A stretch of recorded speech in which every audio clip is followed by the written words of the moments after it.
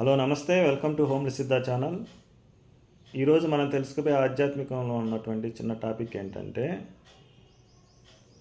మోక్షం.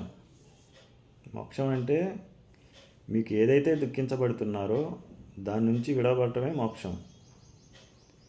అది ఇహలోకపరమైనటువంటి కోరికలకు సంబంధించినటువంటి సుఖాలు కానీ దుఃఖాలు కానీ ఏవైనా కానీ మిమ్మల్ని స్పృశించినప్పుడు వాటి నుంచి పరిపూర్ణంగా విముక్తులవటమే మోక్షం అంటే ప్రత్యేకంగా అది పెద్ద వెలుగుతో ఆత్మసాక్షాత్కారం పొందేటువంటి సబ్జెక్ట్ ఏం కాదు.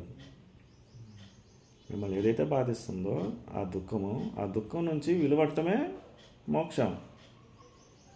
కాబట్టి పరిపూర్ణమైన మోక్షం అంటే ఏంటి?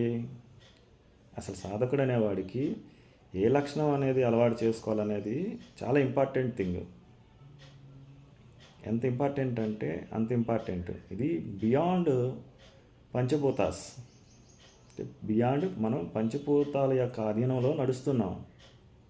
పంచభూతాలకి బియాండ్ ఒక లేయర్ ఉంటుంది. పంచభూతాలకి గాడ్కి దేవుడికి మధ్యలో ఒక లేయర్ ఉంటుంది.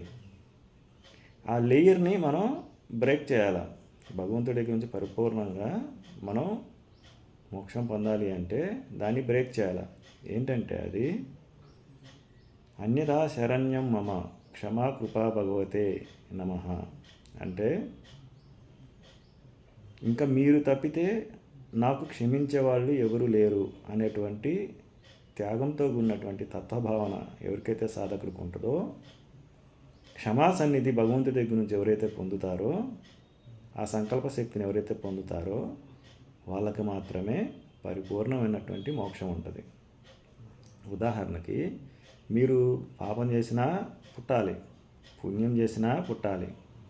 పాపపుణ్యాలు మొత్తాన్ని తొలగించి భస్మీపుటనం చేసేటువంటి భగవత్ స్వరూపుడు ఆయన దగ్గర నుంచి ఎప్పుడైతే మీకు క్షమాసన్నిధి వస్తుందో ఆ క్షమాసన్నిధి వచ్చిన వాళ్ళకి మాత్రమే మోక్షం అనేది వస్తుంది.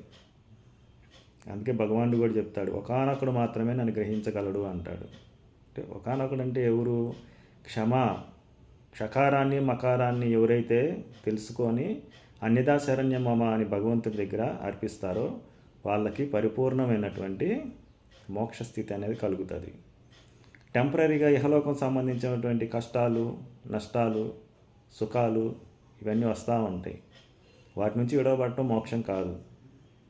పరిపూర్ణంగా భగవంతుడి దగ్గర నుంచి క్షమ అనేటువంటి సన్నిధి ఎవరైతే పొందుతారో క్షకారాన్ని మకారాన్ని వాళ్ళకే పరిపూర్ణమైనటువంటి మోక్షం అనేది